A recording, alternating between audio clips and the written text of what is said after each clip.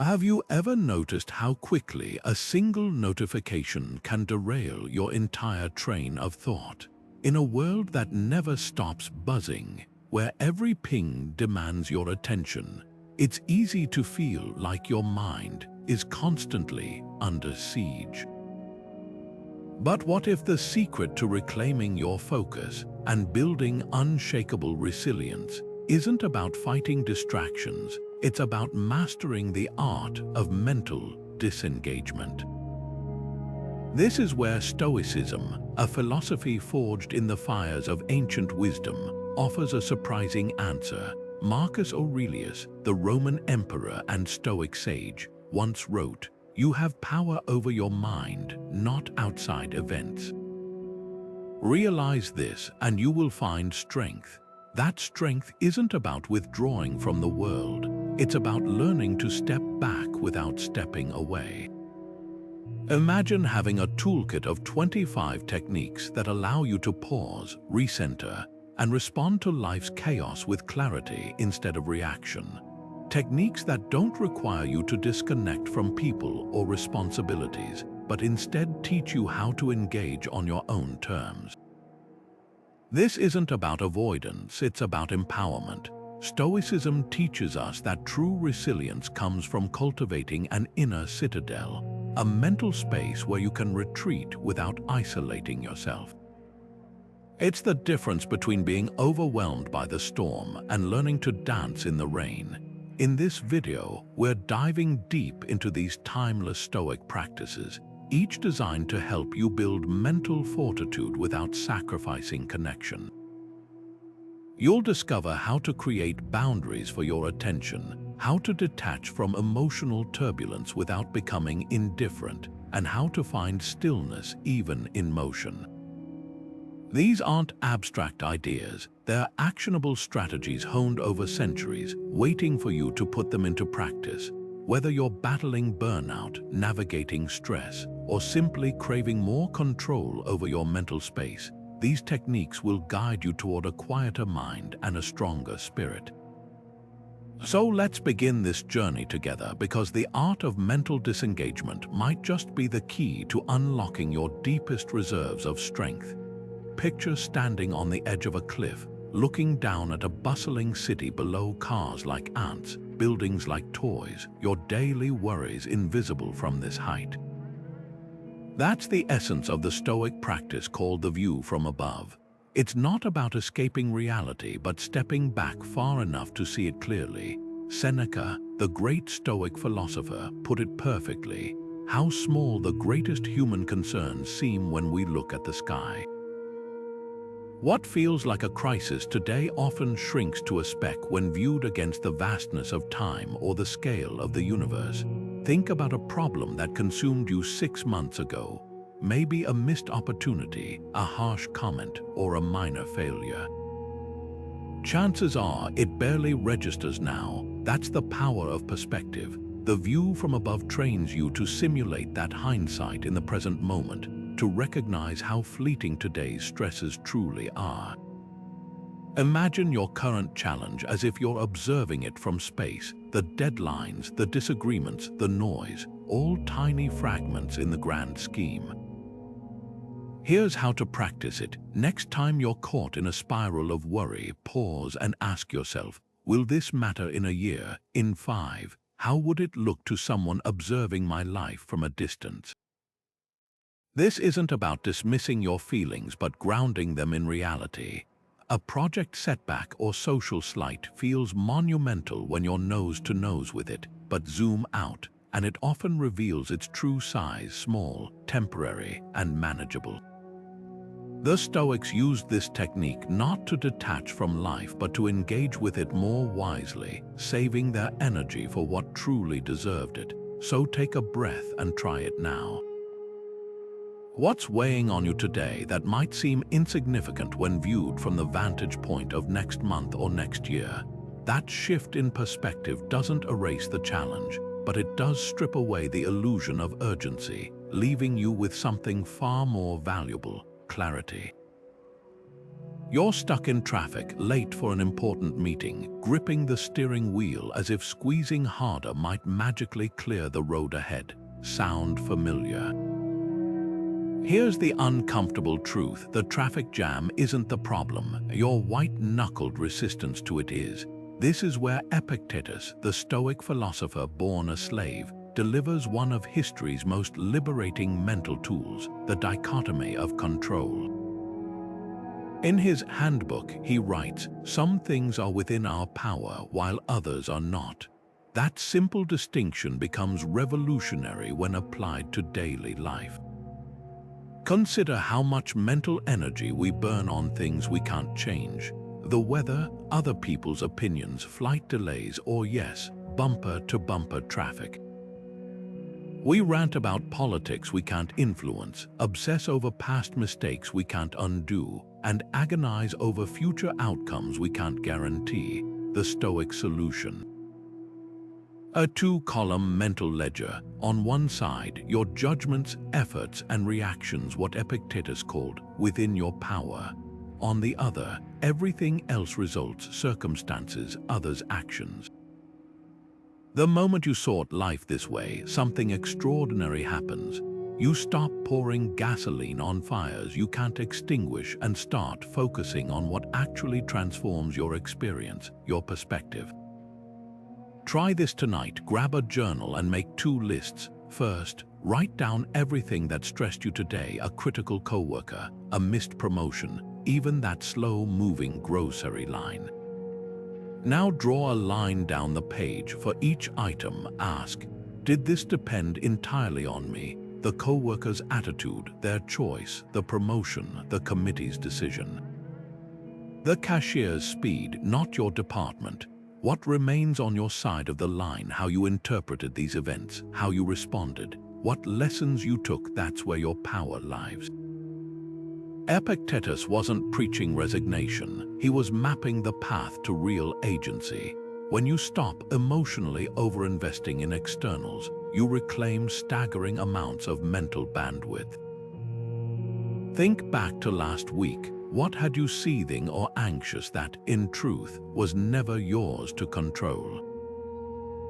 That frustration when your flight got delayed, the bitterness after someone cut you off in traffic. Each time you catch yourself conflating what happens to you with what happens through you, you're one step closer to the Stoic superpower, caring deeply about life while remaining light enough to dance with its unpredictability. The traffic jam won't vanish, but your suffering in it can. What if the secret to feeling less anxious about life's uncertainties was to deliberately imagine them coming true? It sounds counterintuitive, but this is the heart of Premeditatio Malorum, the Stoic practice of negative visualization. Seneca captured its power when he wrote, "The man who has anticipated the coming of troubles takes away their power when they arrive." Think of it as emotional inoculation. By mentally rehearsing life's potential setbacks, you build antibodies against fear.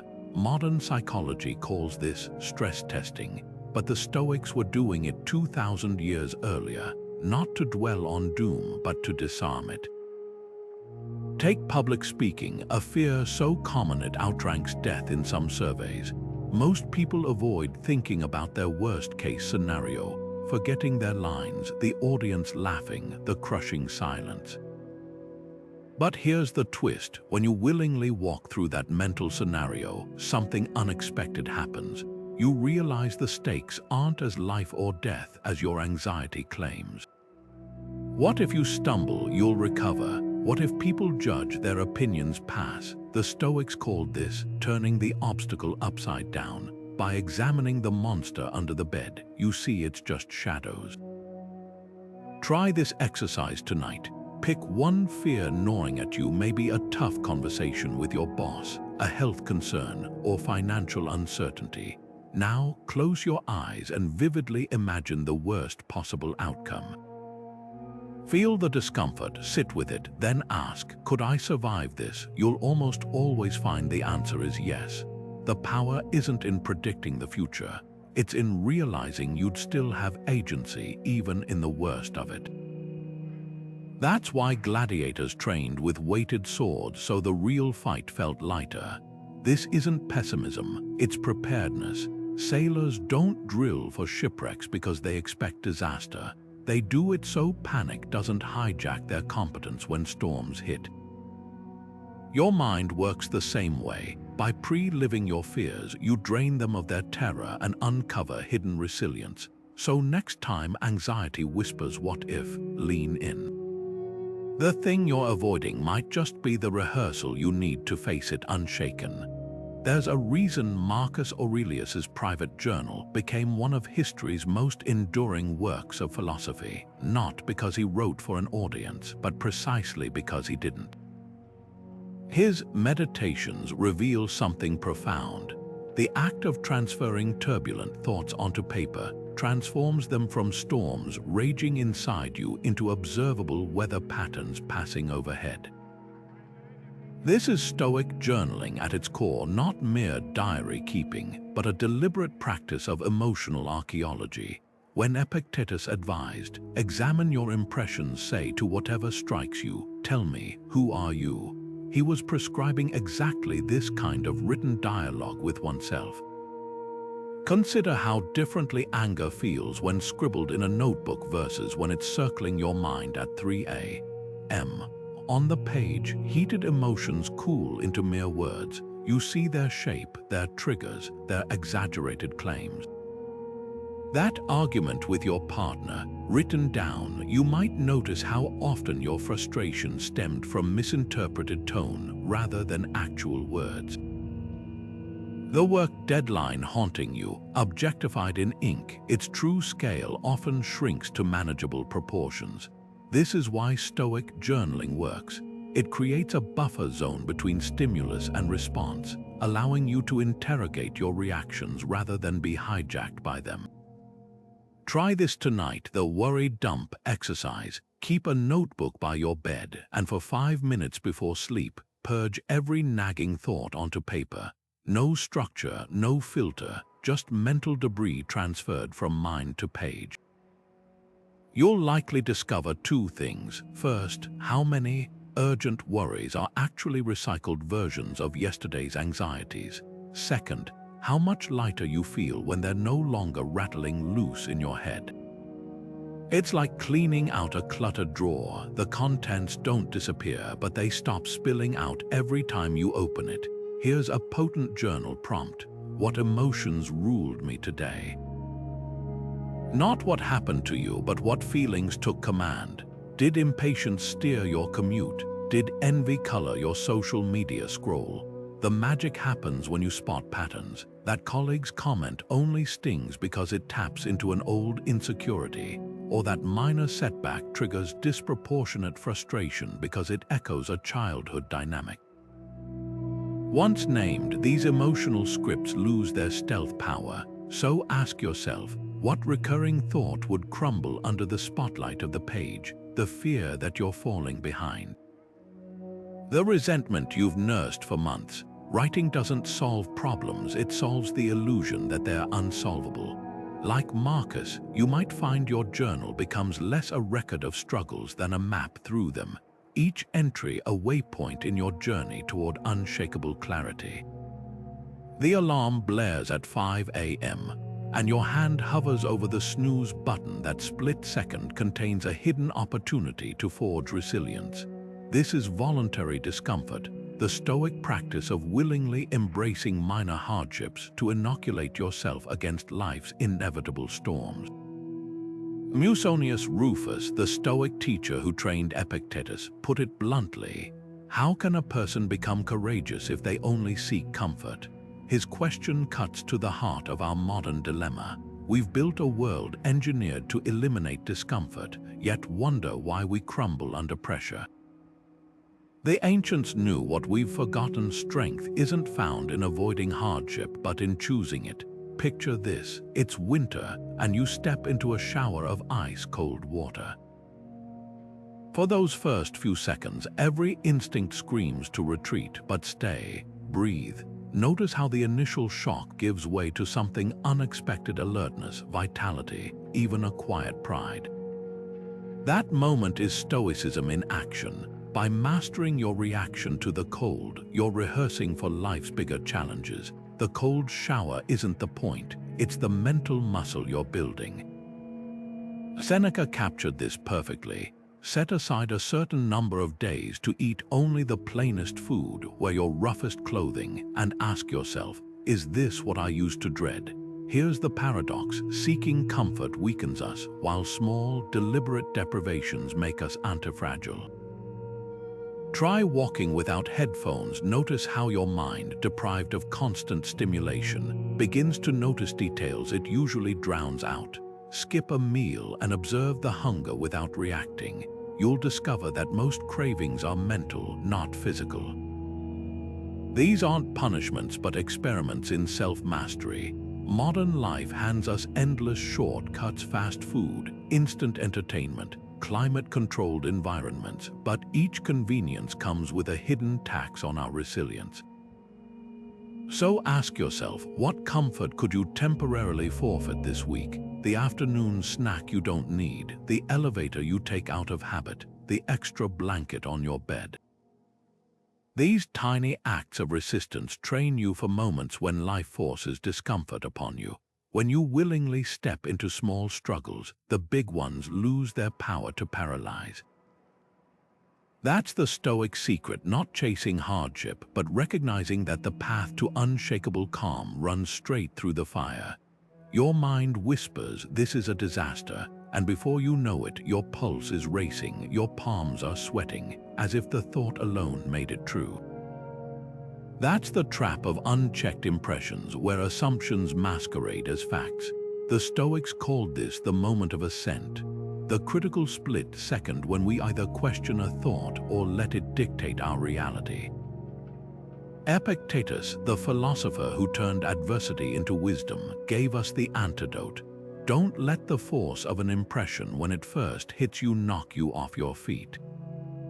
Just say to it, "Hold on a moment, let me see who you are and what you represent."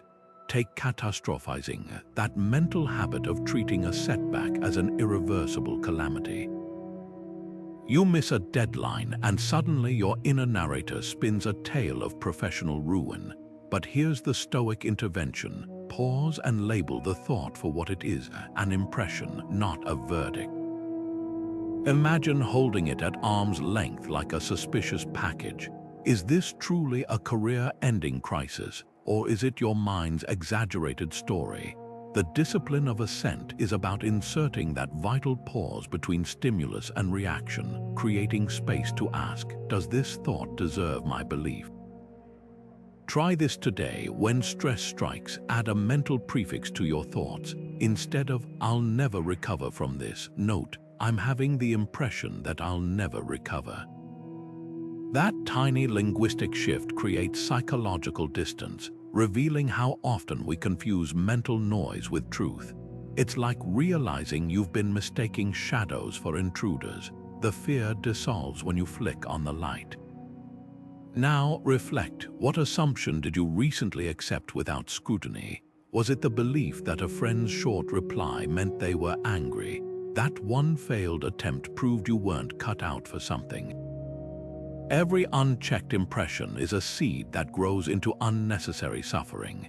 The Stoics weren't suggesting we become emotionless robots. They were teaching us to become editors of our mental narratives, deleting the distortions before they go to print. So next time your mind declares, "This is unbearable," challenge it. Says who? That simple question might just reveal the strength that was there all along.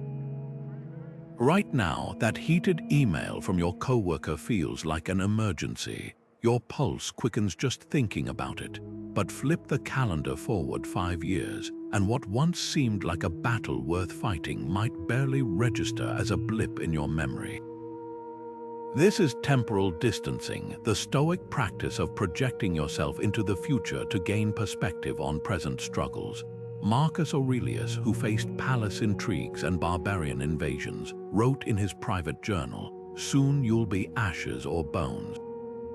A mere name at most, and even that is just a sound, an echo. Far from morbid, this realization was his compass, a way to measure what truly deserved his energy. Picture a workplace disagreement that's consuming your mental bandwidth. Maybe it's a credit-stealing colleague or a passive-aggressive comment in a meeting. In the moment, the injustice burns. Now fast forward. It's 5 years later, and you're describing this chapter of your career to a friend. How much detail does that conflict warrant? Probably none. That's the power of temporal distancing. It reveals how many of our urgent dramas are temporary theater, not the main plot of our lives.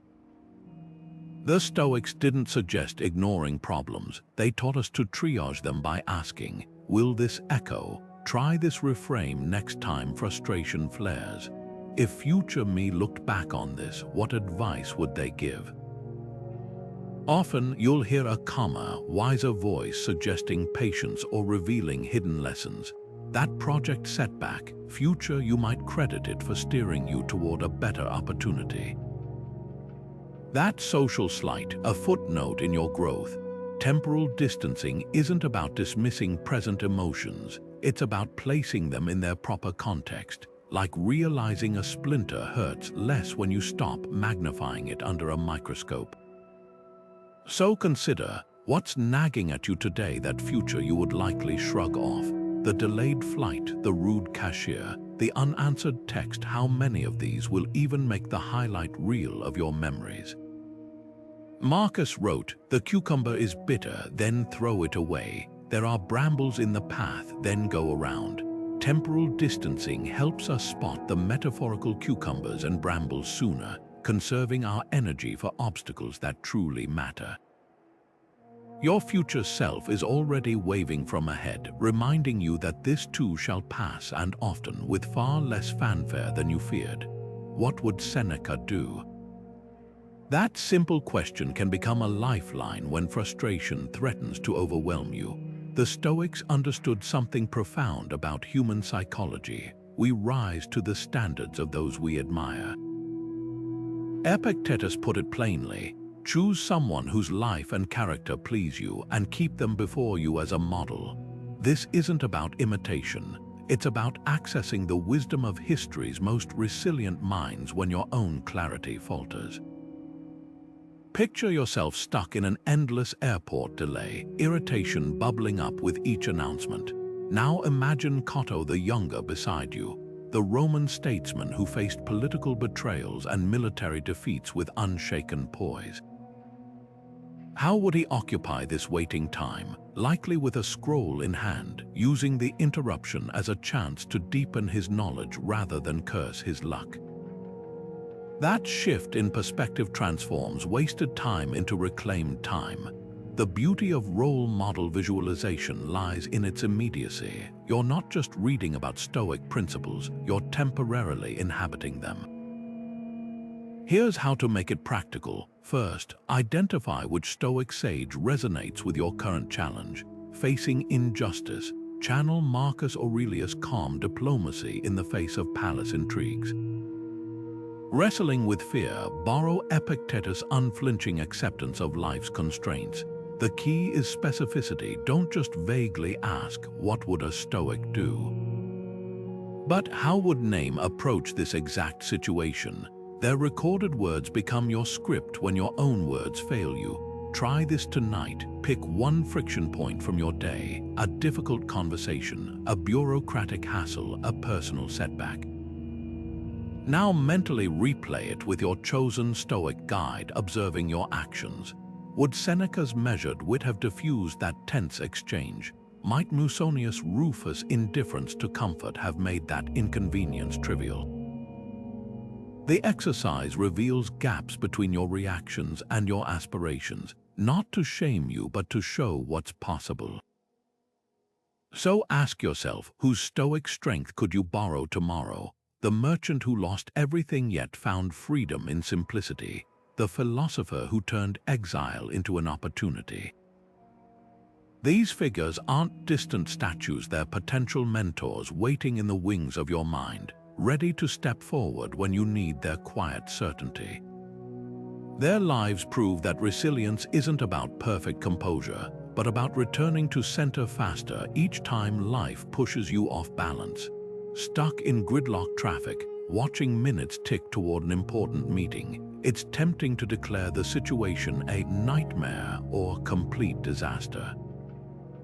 But what if you simply called it what it is, a delay? That shift from emotional labeling to neutral observation lies at the heart of objective labeling, the Stoic practice of stripping away the dramatic language that magnifies our suffering. Marcus Aurelius offered this razor-sharp reminder: take away your opinion about what gives you pain and you stand invincible. Those extra layers we add, the unfair, the insufferable, the catastrophic, aren't part of the event itself. They're decorations we hang on it, turning a neutral circumstance into a personal affront. Consider how differently these scenarios land when reframed. My presentation bombed becomes the audience responded quietly. My boss hates me shifts to my boss gave constructive feedback. I'm terrible at this translates to I'm in the early stages of learning. The facts haven't changed, but their emotional weight has. This isn't about positive thinking, it's about precision thinking. When you describe a setback as devastating, your nervous system reacts as if it's facing a literal earthquake. Call it unexpected, and suddenly your brain starts problem solving instead of panicking. The Stoics weren't denying reality, they were insisting we see it clearly without the fog of exaggerated language.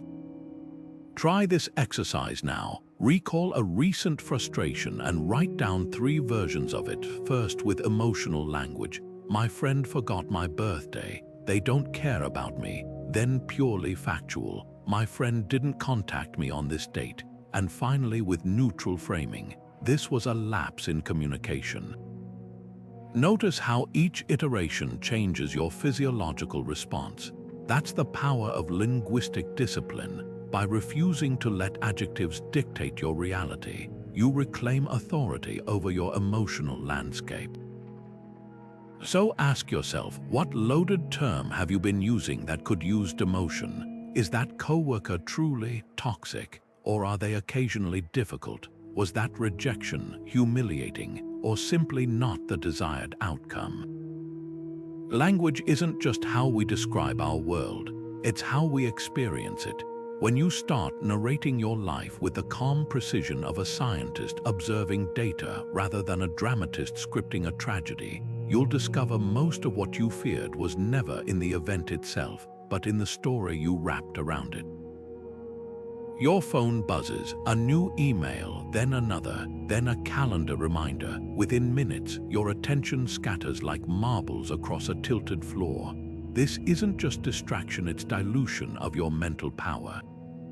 Seneca saw this 2,000 years ago when he warned, being busy is a form of laziness, lazy thinking. The Stoics practiced something radical for their time and revolutionary for ours, the art of subtraction.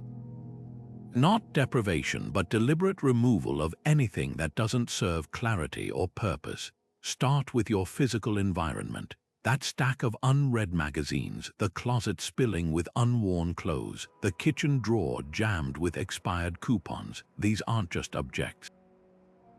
They're visual noise that subconsciously demands micro-decisions throughout your day, draining focus like a slow leak. Digital clutter behaves the same way. Each app notification is a tiny request for your attention, training your brain to crave constant interruption. Try a notification fast for just 24 hours. Silence every non-essential alert, and notice how your mind begins to settle like stirred sediment in a glass of water. Consider the writer who disconnects Wi-Fi to draft in focused bursts, or the executive who wears the same outfit daily to conserve decision-making energy. These aren't extreme measures, they're strategic subtractions. When Marcus Aurelius wrote, "Ask yourself at every moment, is this necessary?" he wasn't advocating minimalism for its own sake, but as a scalpel to cut away distractions clouding life's essentials. Now, the pivotal question: what single subtraction would create the most mental space for you this week? Maybe it's muting a chaotic group chat, unsubscribing from promotional emails, or clearing that corner of your home that secretly stresses you every time you glance at it. The Stoic approach isn't about creating emptiness, but making room for what deserves your full presence. That project you've postponed, the creative idea you can't quite focus on. They've been waiting for you to clear the stage. So look around. What invisible weight have you been carrying simply because you forgot you could set it down? The clutter in your environment mirrors the clutter in your mind. Subtract the non-essential and watch your focus expand to meet what truly matters. There's an ancient Roman tradition where a victorious general parading through the streets would have a servant whisper in his ear, "Remember, you must die." Far from morbid, this practice, called Memento Mori, was designed to cultivate humility and clarity. Marcus Aurelius refined it into a Stoic tool, writing, "You could leave life right now." Let that determine what you do and say and think. At first glance, contemplating mortality might seem unsettling, but the Stoics discovered its paradoxical power. By keeping life's finiteness in view, we stop postponing what matters. Think of it as mental time travel. Picture holding two versions of yourself in mind: the present you, caught up in daily distractions, and the future you on your deathbed, looking back. What would that wiser self regret not prioritizing? That unfinished project, the conversations you kept meaning to have, the passions you sidelined for someday. Mortality contemplation isn't about fear, it's about frictionless focus. When you ask, "If this were my last year, would I still be doing this?" trivialities fall away, leaving only what's truly yours to do. Here's how to practice it without gloom. Each morning, take 30 seconds to reflect. Today could be my last, not in a tragic sense, but in a factual one. Then ask, if it were, would I spend these hours this way? You're not drafting a bucket list, you're installing a filter for your attention. That committee meeting dragging on, would you sit through it silently if time were precious? That grudge you're nursing, would it still deserve your energy? The practice works because it doesn't change your circumstances, it changes how you see them. Consider the artist who treats each canvas as if it might be her final one. She doesn't paint faster, but more intentionally. Or the teacher who crafts each lesson like it's his last chance to ignite curiosity. Mortality isn't a threat to meaningful action, it's the catalyst. Even Marcus, ruling an empire, used this lens. Think of yourself as dead, you have lived your life. Now take what's left and live it properly. So try this today. Pick one routine task and approach it as if it were your final opportunity. That commute home, would you zone out or notice the sunset?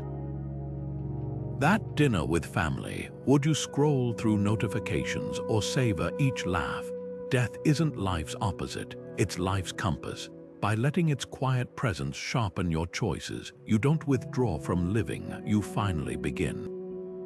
Your hand hovers over the keyboard, fingers twitching with that fiery email reply your frustration has already composed. Right there, in that sliver of silence between insult and reaction, lies one of Stoicism's most potent tools, the sacred pause. Epictetus, the philosopher who turned bondage into freedom, framed it perfectly. Between stimulus and response there is a space. In that space is our power to choose our response. That gap isn't passive, it's where your sovereignty lies. Anger is the fastest burning emotion, igniting reactions before reason can catch up. Ancient warriors knew this, they trained to sheath their swords before striking in rage. Modern conflicts just swap blades for words. Imagine your colleague's critique lands like a slap. Without pause, you fire back, escalating tension. But insert just 10 seconds counting breaths, feeling your feet on the floor, and something shifts. The heat dissipates enough to ask, what outcome do I actually want here? That's the sacred pause at work, not suppressing emotion, but preventing it from hijacking your behavior. Try this today. Identify your reaction hotspots, maybe commute rage, parenting triggers, or work frustrations. Assign each a pause ritual. For emails, it could mean drafting responses in a notes app first, then revisiting after lunch. In conversations, practice the Stoic double breath, inhaling deeply twice before speaking. These tiny delays act like circuit breakers, stopping emotional surges before they overload your judgment. Here's the revelation: time doesn't resolve conflicts, clarity does. A paused response isn't weaker, it's precision engineered. Think of Marcus Aurelius receiving reports of betrayal during wartime. His journals reveal not instant retaliation, but deliberate processing. When someone provokes you, consider their perspective. That pause transformed potential vendettas into strategic decisions. So ask yourself, where would a 10-second ceasefire change your landscape? The family argument that spirals because no one stops to breathe. The self-critical thought you accept as truth before examining it. Sacred pauses aren't about inaction, they're where ordinary reactions become extraordinary responses. Your power doesn't lie in the trigger or the explosion, but in that quiet, fertile space between. The crunch of gravel underfoot, the uneven rhythm of your breath matching the incline of the trail. There's a reason a simple walk in nature can untangle even the most knotted thoughts. The Stoics didn't just appreciate nature, they saw it as the ultimate mirror for human struggles, a living textbook on resilience. Seneca, writing from exile, found solace in the stars. The universe is change, life is understanding. He wasn't romanticizing sunsets, he was pointing to nature's quiet lessons in impermanence and adaptation. A storm doesn't rage forever. Rivers carve paths around obstacles without complaint. Trees bend in wind but rarely break. These aren't metaphors, they're operating instructions for the human mind. Consider how differently time feels in a forest versus a fluorescent-lit office. That project deadline looming like a monolith. Watch how sunlight moves across leaves, steady, unhurried, yet never late. The anxiety that keeps you replaying conversations. Listen to a stream's constant murmur, never clinging to one note. Nature immersion works because it recalibrates your sense of scale. Your inbox isn't the center of the cosmos, it's a single leaf in an ancient forest. The Stoics called this cosmic perspective, not to diminish your concerns, but to place them in a grander context where they often shrink to their true size. Try this practice next time you're outdoors. Find one natural process: a tide receding, clouds dissolving, ants building a colony, and observe it without judgment. Notice how these cycles continue regardless of human dramas. That meeting you're dreading, the sun will rise afterward just the same. The mistake you're agonizing over. The creek has erased bigger boulders over time. Nature doesn't dismiss your struggles. It offers a silent reminder that most are temporary, and many are smaller than they feel. Here's the deeper invitation. What if your walk could be more than exercise? What if each step became a meditation on how nature handles what humans find unbearable? Roots grow toward nutrients without self-pity. Seasons change without resistance. When Marcus Aurelius wrote, "Let your view embrace everything," he was prescribing nature as the antidote to myopic thinking. So next time you're outside, ask, how would this mountain regard my worries? What would this oak tree say about patience? The answers won't come in words, but in the quiet certainty of processes that have endured millennia. Your problems may not vanish, but they'll often reveal their proper proportion, not as catastrophes, but as passing weather in the vast sky of your life. Your dream job rejection letter arrives, and the initial sting feels like a door slamming shut. But what if that closed door wasn't an ending? It was a redirection. This is Amorfati, the Stoic practice of not just accepting fate but embracing it with active enthusiasm. Nietzsche, who admired Stoic philosophy, coined the phrase meaning love of fate, urging us to treat every event, especially the unwelcome ones, as if we'd chosen it ourselves. Imagine standing at a crossroads where one path says, "What happened?" and the other says, "What's possible?" Amorfati is the courage to take the second path with open arms. Take the traveler who misses their flight only to discover the next plane seats them beside a future business partner, or the writer whose manuscript gets rejected, forcing a rewrite that becomes a bestseller. These aren't just silver linings, they're demonstrations of how fate often knows better than our plans. Epictetus, born into slavery, framed it starkly. Do not seek for things to happen the way you want them to. Rather, wish that what happens happens the way it happens, then you will be happy. That shift from resistance to curiosity transforms setbacks into setups. Here's how to practice it. Next time life veers off script, a cancelled event, a failed project, even a personal loss, pause and ask, how could this be exactly what I need?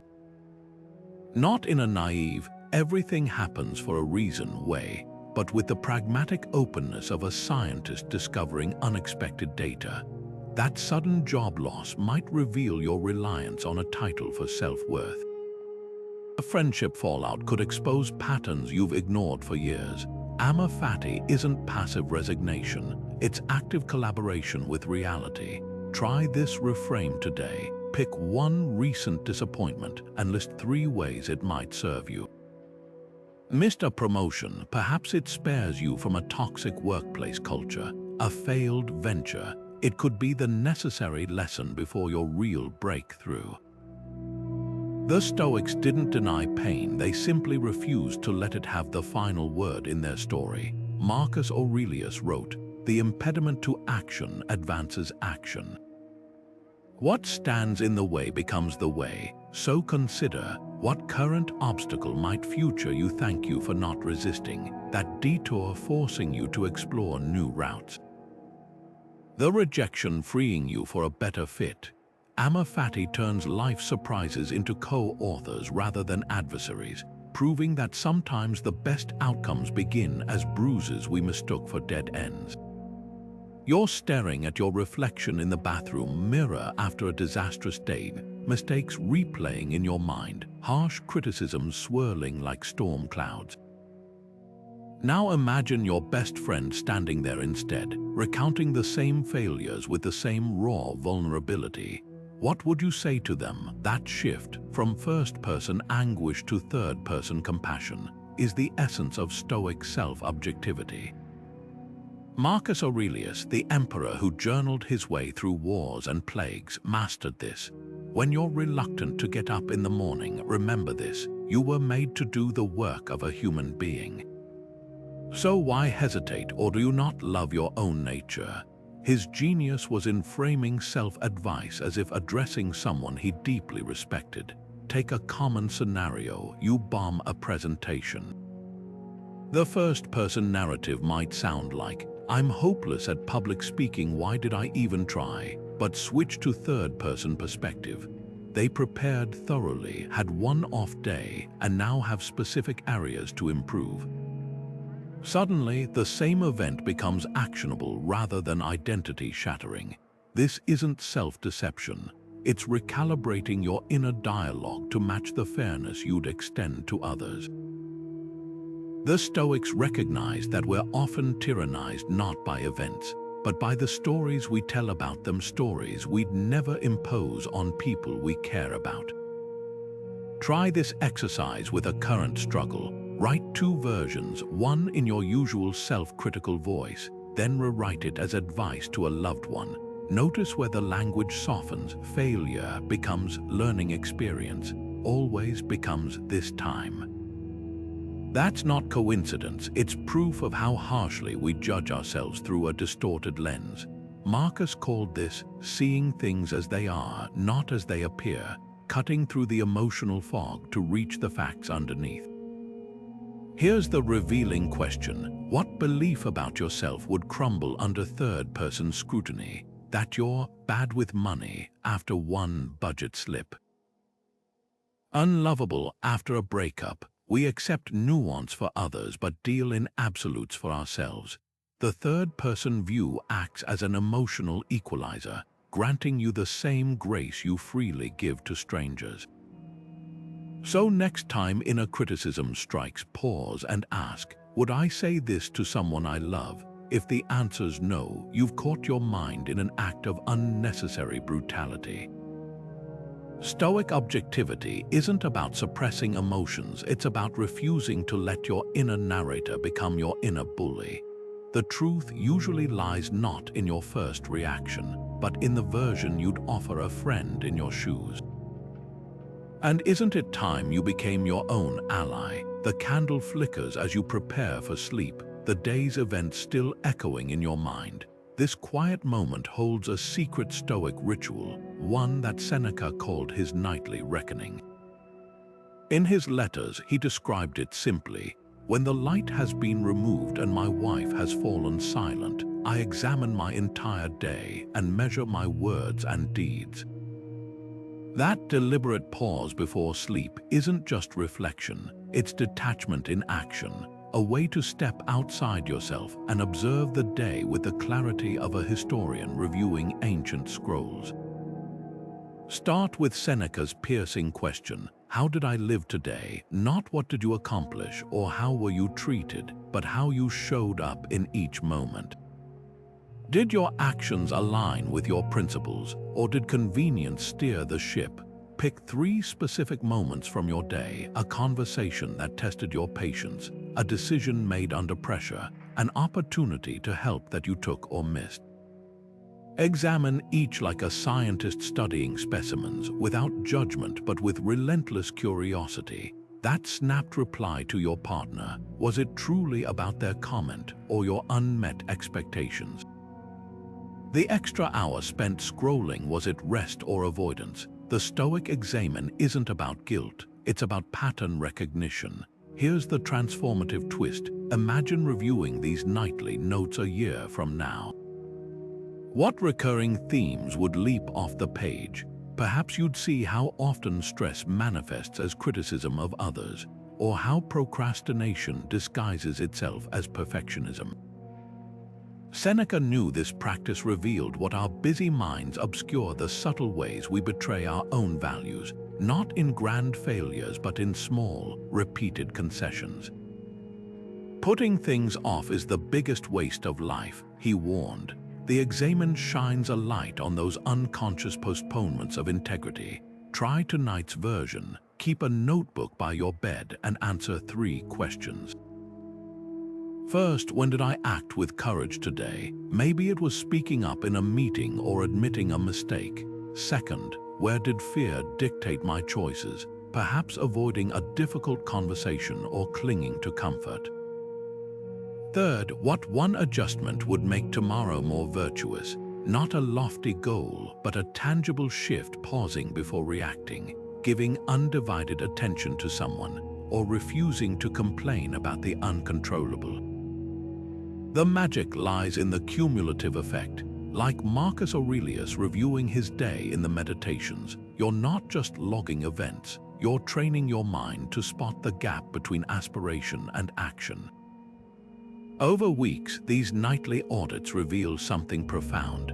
Your life isn't shaped by a few dramatic crossroads, but by countless small moments where you either honor or ignore your best self. So as you blow out that candle tonight, ask Seneca's question not with regret, but with the quiet excitement of an archaeologist uncovering clues. Each evening, review another fragment in the mosaic of who you're becoming. You are not your thoughts. This simple but radical idea is the foundation of cognitive diffusion, the Stoic practice of stepping back from the stories your mind tells you. Imagine standing outside on a breezy day, watching clouds drift across the sky without trying to hold onto them or push them away. That's the mental posture Epictetus described when he advised, "Don't let the force of an impression knock you off your feet." Just say to it, "You are an impression, not necessarily the truth." Those words aren't just philosophy, they're a manual for disentangling yourself from the thoughts that masquerade as reality. Consider the moment when self-doubt whispers, "You'll never succeed at this." Without diffusion, that thought feels like a verdict, an absolute truth about your worth. But with diffusion, you create just enough space to notice it as a passing mental event. You might even label it, there's the "I'm doomed to fail" story again. That tiny shift from believing the thought to simply observing it changes everything. It's like realizing you've been mistaking radio static for an emergency broadcast. Try this exercise next time a repetitive thought arises. Give it a silly name. "Here comes Captain Catastrophe predicting disaster again." Or, "That's the comparison trap trying to measure my worth against others." Humor isn't trivial here, it's a tool for creating psychological distance. Marcus Aurelius used a similar tactic in his meditations, referring to intrusive thoughts as smoke and vapor to underscore their fleeting nature. Now reflect, what mental script plays on loop in your mind? Is it, "I don't belong here" during challenges, "They're all judging me" in social settings? Cognitive diffusion doesn't ask you to eliminate these thoughts, just to stop fusing with them as if they were facts. Picture holding a thought at arm's length like a curious object. Is this really a truth or just a habit of mind? The more you practice this detachment, the clearer it becomes. Thoughts are like weather patterns they visit, but they don't define the landscape of who you are. You've planned the perfect outdoor barbecue, the grill is prepped, the guest list set, even the playlist curated. Then, 5 minutes before your friends arrive, the skies open up with torrential rain. That sinking feeling in your gut, that's the collision of reality with your unspoken belief. "This must go exactly as I envisioned it." The Stoics had a remedy for this particular flavor of suffering, the reserve clause. Epictetus put it plainly, when you are about to undertake some action, remind yourself what kind of action it is. His advice wasn't about abandoning plans, but about holding them with open hands, adding the silent phrase "fate permitting" to every intention. Think of it as mental shock absorption. Planning a vacation, envision it with joy, but whisper "weather permitting" to yourself. Launching a business, pour your energy into it while acknowledging market conditions permitting. This isn't pessimism, it's wisdom. The barbecue isn't ruined by rain, it's ruined by your refusal to accept that rain was always a possibility. The reserve clause teaches us to separate our effort from our attachment to outcomes. You control the work, not the world's response to it. Here's how it works in practice. Next time you set a goal, whether it's a career milestone or simply getting through your to-do list, append it mentally with "if nothing prevents." Not as a disclaimer, but as a liberation. That delayed flight isn't a personal affront. It's part of the "nothing prevents" clause you'd already made peace with. The Stoics weren't suggesting we float through life passively. They were urging us to recognize the difference between what's ours to steer and what's ours to surrender to. Try this today. Pick one rigid expectation, maybe a project deadline, a social commitment, or even your morning routine, and rephrase it with the reserve clause. "I'll finish the proposal by Friday if no emergencies arise. I'll meet you for coffee at 3, barring unforeseen delays." Feel how the mental grip loosens. That's not resignation, it's resilience. You're still aiming for the outcome, but you've stopped conflating success with inflexibility. Now ask yourself, what current plan or expectation would feel lighter with "fate permitting" attached? The promotion you're banking on, the vacation you've overscheduled. The reserve clause doesn't weaken your resolve, it strengthens your ability to adapt. After all, the oak tree breaks in the storm while the reed bends, not because it's weaker, but because it understands the wisdom of yielding to forces beyond its control. Your plans can be just as unshakable when they're rooted in reality rather than rigidity. Enough is a feast. Those 4 words contain a revolution, one that Epictetus hinted at when he observed, "Wealth consists not in having great possessions, but in having few wants." This is gratitude reimagined not as polite appreciation, but as radical detachment from the endless hunger for more. Modern life trains us to see lack everywhere: the phone that isn't the newest model, the salary that could be higher, the body that doesn't match curated ideals. But Stoic gratitude flips the script. What if your deepest sense of abundance comes not from accumulating, but from recognizing you already hold what truly matters? Consider how differently 2 people experience the same meal, one distracted by comparisons to fancier dishes they've seen online, the other savoring each bite as if it were their first in weeks. The food hasn't changed, their relationship with enough has. This is why the Stoics treated gratitude as a discipline rather than a fleeting emotion. When Seneca wrote, "Let us measure wealth by the standard of our actual needs," he wasn't advocating poverty. He was revealing how desire distorts our perception of sufficiency. That promotion you're chasing, those likes you're counting, they're not the problem. The illusion that they'll finally make you content is. Here's how to practice it. Each night, list 3 ordinary things that already constitute enough. Not grand blessings, but quiet fundamentals: the bed that supported you, the water that quenched your thirst, the stranger who held the door. The magic lies in specificity. "I'm grateful for my health" is vague. "I'm grateful these hands can chop vegetables for dinner" anchors thankfulness in the tangible. Over time, this rewires your brain to spot abundance where it once saw only absence. The philosopher Musonius Rufus, surviving exile with only a crude cup, demonstrated this when he said, "If I lose my cup, I'll drink from my hand's nature provides all vessels truly needed." Now the piercing question: what overlooked sufficiencies make your perceived lacks seem trivial? That steady paycheck you take for granted while envying bonuses. The loyal friend whose texts go unanswered as you crave validation from acquaintances. Gratitude as detachment isn't about settling, it's about shifting your center of gravity from what's missing to what's present. Like realizing you've been searching for your glasses while they sit perched on your head, the practice reveals how often we're surrounded by enough, but too preoccupied to notice. Try this reframe today: when desire whispers "if only," respond with "even without." If only I had a bigger house becomes, even without more space, we've hosted unforgettable gatherings. The Stoics knew this secret, that true wealth isn't found in vaults of gold, but in the moment you stop conflating happiness with acquisition. Your enough isn't out there waiting to be found. It's right here, asking only to be seen.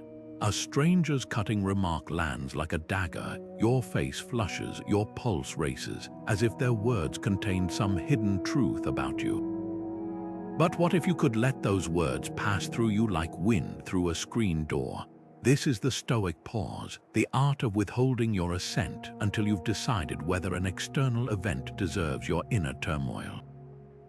Marcus Aurelius captured its essence when he wrote, "If you are pained by any external thing, it is not this thing that disturbs you, but your own judgment about it." And it is in your power to wipe out that judgment now. Those words aren't just philosophy, they're an emergency brake for emotional spirals. Picture this: a coworker snaps at you in a meeting. Without the pause, you might spend hours stewing, crafting rebuttals, questioning your worth. But with the Stoic pause, you insert one crucial moment between insult and reaction, a silent whisper: "This is nothing to me until I decide it is." Suddenly, their rudeness isn't a verdict on your competence. It's data about their mood, their stress, their unexamined habits. The Stoics called this protecting your uninjured judgment, the space where no external event can harm you without your permission. Here's how to practice it in real time. Next time criticism or hostility comes your way, mentally label it opinion, not fact, that negative review, one person's perspective. The snide comment at the party, a reflection of the speaker's state, not your value. The power lies not in ignoring the words, but in refusing to let them bypass your discernment. Imagine holding each judgment up to the light like a suspicious coin. Does it ring true, or is it counterfeit currency you'd be foolish to accept? Now the pivotal question: what external verdict have you been carrying like a weight that wasn't yours to lift? That childhood label of not good enough.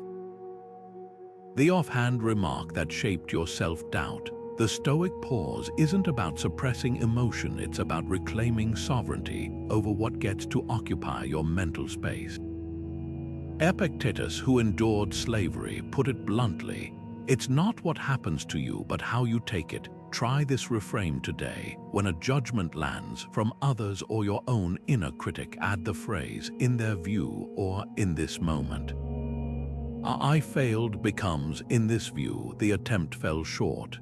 That tiny linguistic shift creates just enough distance to see opinions for what they are, passing clouds, not the sky itself.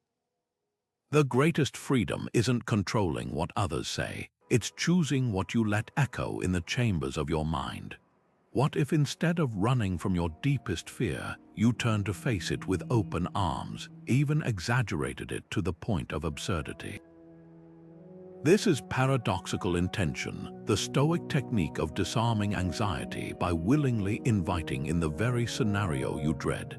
Seneca captured its essence when he wrote, "We suffer more often in imagination than in reality." He wasn't dismissing genuine concerns, but revealing how our minds amplify threats until they loom larger than life itself.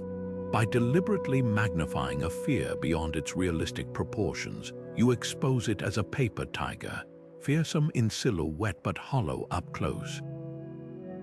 Take public speaking, a fear so potent it can tie stomachs in knots weeks before an event. Most people rehearse endlessly, hoping to avoid mistakes, but try this instead. Picture yourself at the podium, forgetting every word. Not just stumbling, complete mental blankness. The audience starts laughing. You spill water on yourself. The microphone screeches. Now lean into it. Wave your arms dramatically. Pretend to faint. Bow like it's all part of the act. Notice what happens. The fear loses its fangs when you play along. That's paradoxical intention at work, not as mockery of your anxiety, but as a way to reveal its exaggerated grip. Here's why it works. Anxiety thrives on avoidance. The more you resist a thought, the more power it claims. But when you exaggerate the scenario, you flip the script from defense to playful offense. Imagine fearing rejection in dating. Instead of agonizing over a first impression, fantasize the most absurd rejection possible. Your date stands mid-meal, announces they'd rather eat with a raccoon, and walks out. Suddenly, real-life awkwardness feels manageable. The Stoics used this not to trivialize suffering, but to expose how rarely our worst-case scenarios resemble reality. Try this today. Pick one nagging fear and take it to its illogical extreme.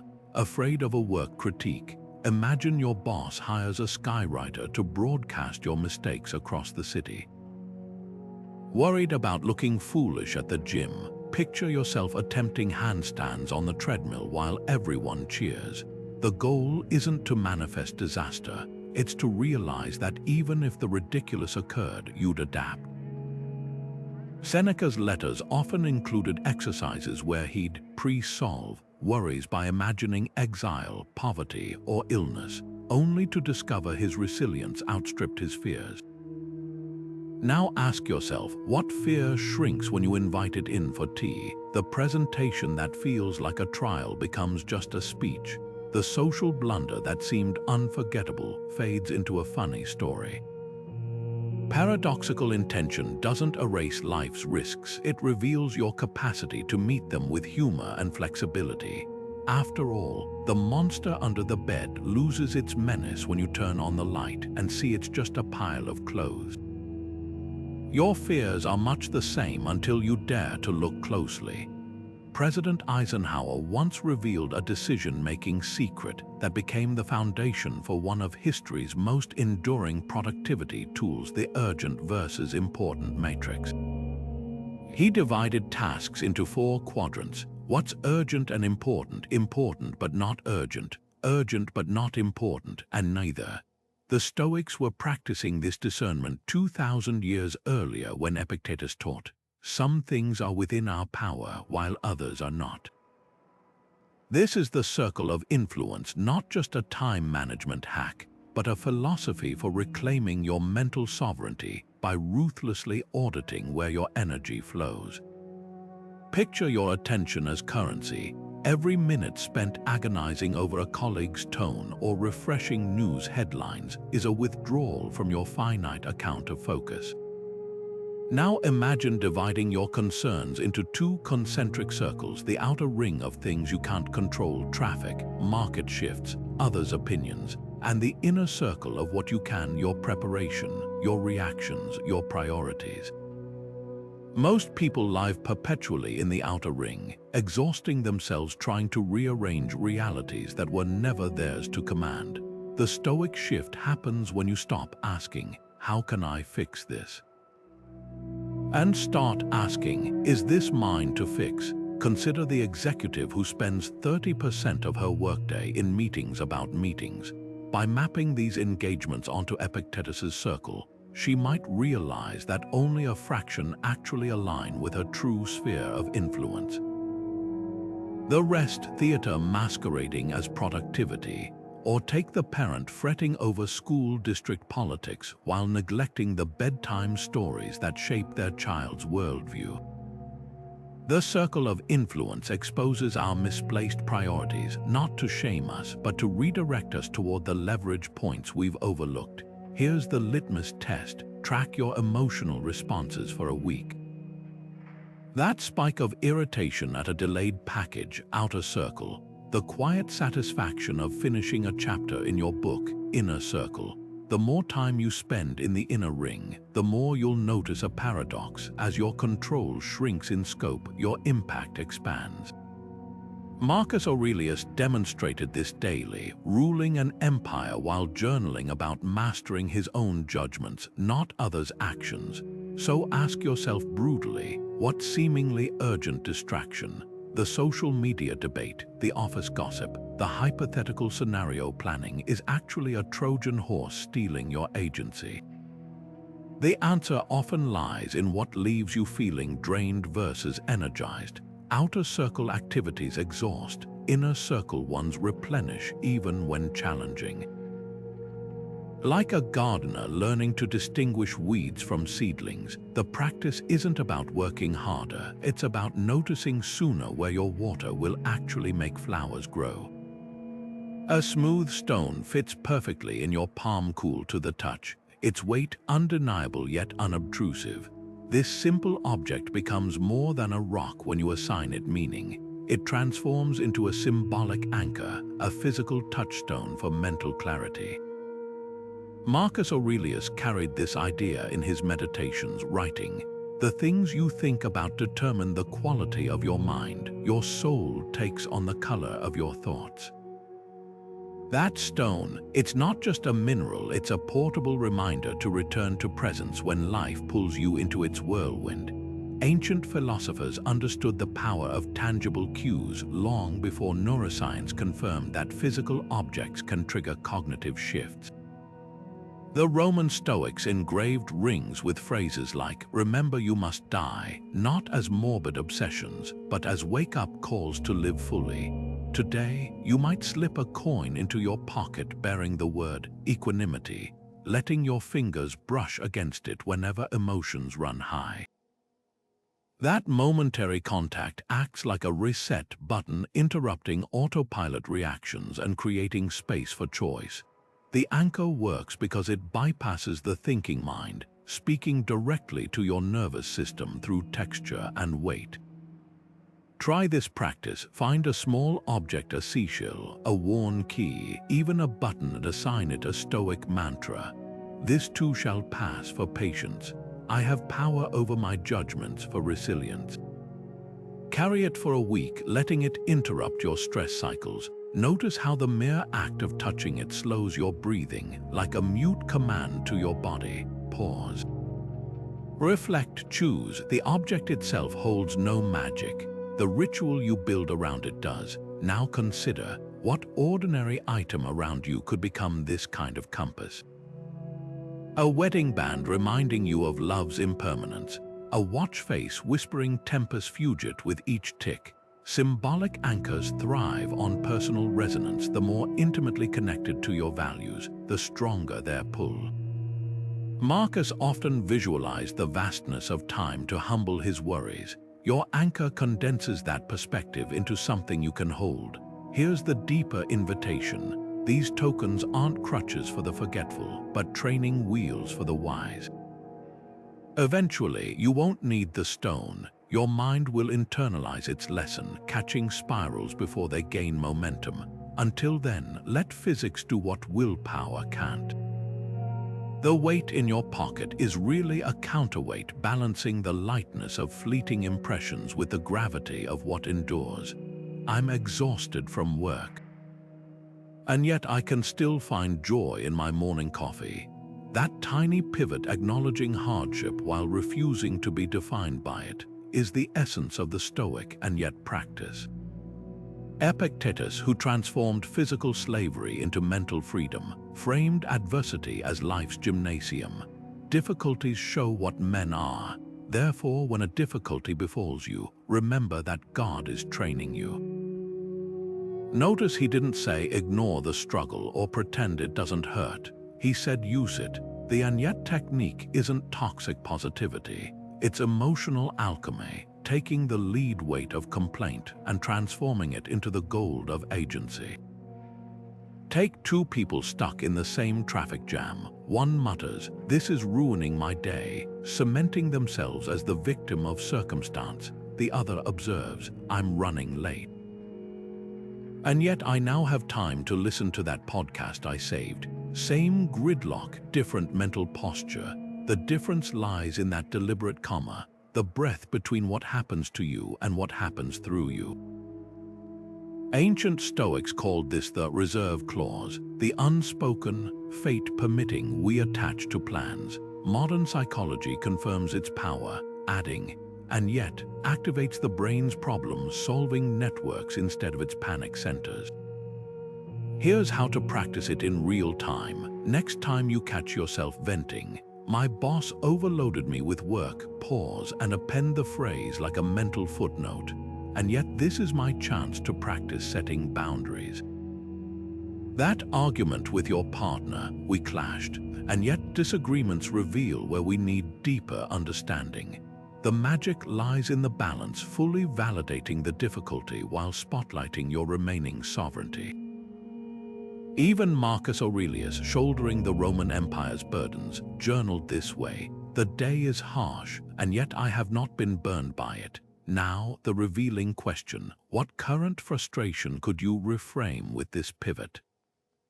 The project delay stealing your sleep, try. "This setback stresses me, and yet it's forcing me to innovate in ways I wouldn't have explored." The loneliness of a move to a new city. "I miss my friends, and yet this solitude is teaching me self-reliance." Each and yet is a declaration. Circumstances may shape your reality, but they don't hold the final pen in your story. Consider the hospital patient who journals, "Treatment is painful, and yet I'm discovering reserves of courage I never knew I had." Or the entrepreneur who notes, "Funding fell through, and yet now I'm building something leaner and more authentic." The and yet practice doesn't erase pain, it illuminates the hidden pathways through it. Like a ship's captain acknowledging the storm while still adjusting the sails, you're not denying the wind's power, you're proving it doesn't dictate your course. So try this tonight, pick one grievance and gift it an and yet. Watch how the sentence transforms from a dead end into a doorway. The Stoics knew this secret that resilience isn't the absence of struggle, but the art of finding footholds in the steepest cliffs. Your and yet might just be the chisel that turns those cliffs into steps. What if the fire that burned everything you built wasn't the end but the soil for something stronger? The ancient myth of the phoenix, that magnificent bird that rises renewed from its own ashes, wasn't just a story to the Stoics, it was a masterclass in mental alchemy. Marcus Aurelius, facing rebellions and plagues, wrote, "The universe is change, life is understanding." He saw destruction not as failures finale, but as transformation's raw material. This is the Phoenix Meditation, a practice that doesn't just help you recover from setbacks, it teaches you to mine them for the seeds of rebirth. Think of a time when everything collapsed, a lost job, a broken relationship, a failed venture. In the moment, it felt like an ending, but what if you could revisit that scene with new eyes, picture those ashes not as debris, but as fertile ground? That layoff forced you to discover skills you'd neglected. That heartbreak revealed patterns you needed to break. Even nature understands this cycle. Forest fires clear dead wood so sunlight can reach new saplings. The Stoics recognized this truth. Sometimes the universe doesn't take things from you. It makes room for what you're meant to grow. Here's how to practice it. Close your eyes and recall a past ending that still carries sting. Now imagine it as a pyre, not of loss but of release. See the flames consuming what no longer serves you. Outdated identities, unrealistic expectations, fear-based choices. From the embers, visualize green shoots emerging, new strengths forged in that fire. Maybe patience learned from waiting, resilience built through rejection, or clarity gained in silence. The phoenix doesn't resurrect as its old self. It becomes something greater. Your failures contain the same potential if you stop treating them as tombstones and start seeing them as compost. Now the piercing question: what current ending are you mourning that might secretly be a genesis in disguise? The project that fell apart, could it be redirecting you toward better alignment? The rejection that stung, might it be sparing you from a path that wasn't yours? Marcus wrote, "The impediment to action advances action." The Phoenix Meditation reframes obstacles as the very friction that polishes your resolve. So tonight, light a candle not as a memorial but as a beacon. Watch how the wax melts and reforms just as you have after every trial. The phoenix never clings to its ashes, it trusts the fire. Your greatest rebirths may still be hidden inside what you've mistaken for ruin. 25 techniques might seem overwhelming at first glance, but when you step back, they distill into 3 fundamental muscles of the mind: perspective, acceptance, and intentionality. Think of these as the pillars of your inner citadel, the unshakable fortress the Stoics believed we could all build within ourselves. Perspective is the lens that turns catastrophes into inconveniences, the ability to zoom out and see your struggle as one thread in a vast tapestry. Acceptance isn't passive surrender, it's the art of discerning what's yours to change and what's yours to meet with grace. And intentionality, that's the deliberate choice to engage with the world on your terms, not as a puppet jerked around by external chaos. This isn't about retreating from life, it's about advancing with clarity. Every technique we've explored, from the view from above to the Phoenix Meditation, shares a common thread. They train you to hold life lightly without letting go of what matters. Stoic disengagement is the opposite of checking out. It's the ultimate form of participation. when Seneca wrote, "A man's as miserable as he thinks he is." He wasn't dismissing pain, he was revealing the power we have to decide how much space that pain occupies. So here's your invitation. Look back through these tools and ask which one stirred something in you. Was it the moment you realized your worries shrink under the gaze of time? Or the relief of labeling thoughts as passing impressions rather than absolute truths? Maybe it was the jolt of realizing you've been clinging to comforts that weaken you. Whatever it was, that resonance is your compass pointing you toward the practice that'll unlock your next level of resilience. Before you go, consider this obscure gem from Seneca's letters. The soul must render itself impregnable, fortifying itself within unassailable walls. Your inner citadel isn't built in a day, but brick by brick, choice by choice, and you're not building it alone. This is the work of a community, each of us sharing the tools that help us stand firmer in life's storms. If this reframing resonated with you, join us for more Stoic wisdom, because growth isn't a solo journey, but a chorus of voices reminding each other what we're capable of. Now tell us in the comments which technique became your unexpected ally. Your insight might be the torch that lights someone else's path.